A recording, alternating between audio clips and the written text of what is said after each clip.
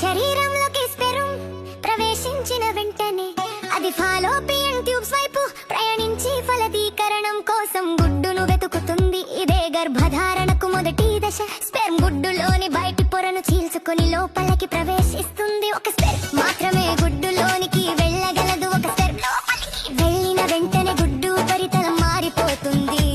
దాని తరువాత మిగతా స్పెర్మ్ లోపలికి రాకుండా అడ్డుకుంటుంది. స్పెర్మ్ లోపలికి రాకుండా అడ్డుకుంటుంది. స్పెర్మ్ గుడ్డులోకి ప్రవేశించిన తర్వాత దాని తోకతో అవసరం ఉండదు కాబట్టి అది కరిగిపోతుంది. స్పెర్మ్ తల గుడ్డుతో కలుస్తుంది. ఆ తరువాత తండ్రి డిఎన్ఏ ఉన్న స్పెర్మ్ న్యూక్లియస్ తల్లి డిఎన్ఏ ఉన్న గుడ్డు న్యూక్లియస్ తో కలుస్తుంది.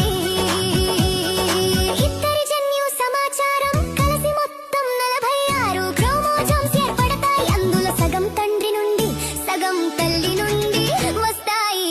ఒక్క కణాన్ని జైగోట్ అంటారు. ఇదే అభివృద్ధి చెందుతున్న శిశువుకు మొదటి కణం. కొత్త వ్యక్తి రూపుదిద్దుకోవడానికి కావాల్సిన అన్ని జన్యు సూచనలు ఇందులో ఉంటాయి.